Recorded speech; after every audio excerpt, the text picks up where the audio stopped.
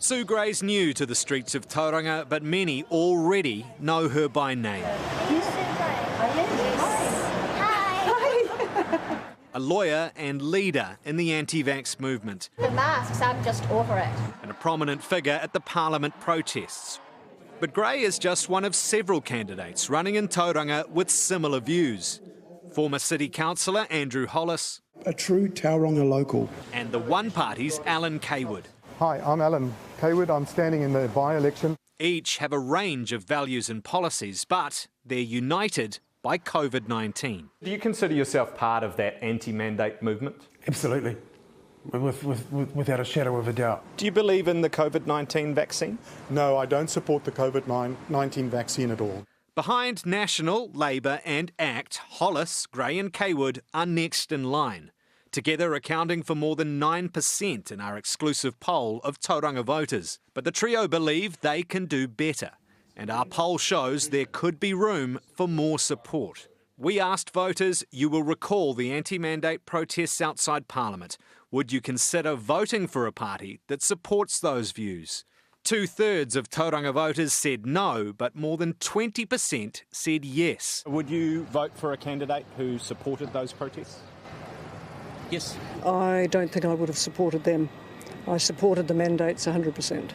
And now those parties are considering joining forces to run together in next year's general election. And we've had a couple of meetings, or several meetings about that. But in behind the scenes, we are talking extremely heavily. For us to be able to get into Parliament as individuals, we're not going to make it. We need to unite. Life isn't easy for a minor party. A campaign event for Hollis on Wednesday took place in a mostly empty room. It's the one and only Andrew Hollis. But the parties claim to be gaining attention. We are pulling some very good donations through. And with that comes greater scrutiny. Gray in particular has come under fire for false claims about COVID-19. Should politicians always tell the truth? Of course. Do you believe that everything that you've said about COVID-19 is true? I believe so. I don't think I've said anything that's not true. You said extending the vaccine rollout to teenagers was, quote, government-mandated genocide. What's your evidence for that? Genocide is an unwanted death. Why It's would more you... than one. Why How would... many deaths do you think there have been? Well, in New Zealand there's close to 500 post-vaccine deaths.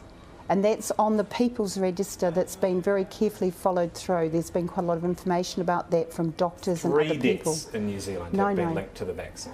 3. Nearly 500 deaths have followed the vaccine. 160 deaths have been recorded in New Zealand within 28 days of a COVID vaccination. All are investigated by National Drug Safety Authority MedSafe. And after more than 10 million doses, only 3 deaths have been linked to the vaccine. Kaywood is promoting unproven treatments. There's medications like the ivermectin and the hydroxychloroquine and those sort of products that actually work.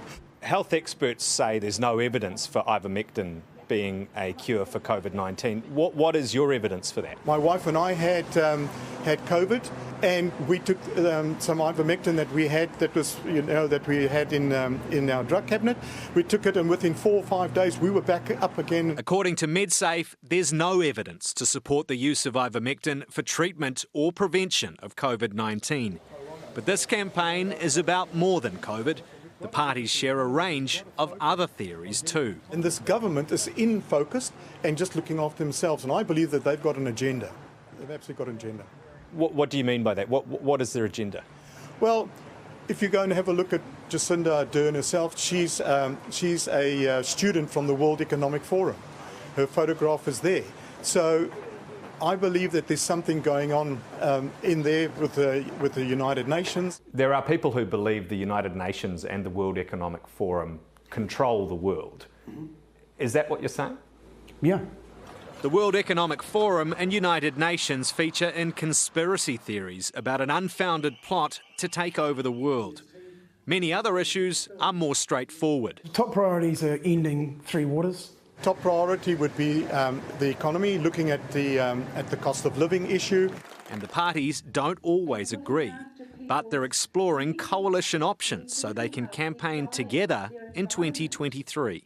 I'd say there'd be a very good chance of 2023 of the Freedom Democracy Voice getting a platform, getting elected. The first test of its strength on the ballot next week in Tauranga, where an anti-mandate, anti-government movement hopes to prove it's here to stay.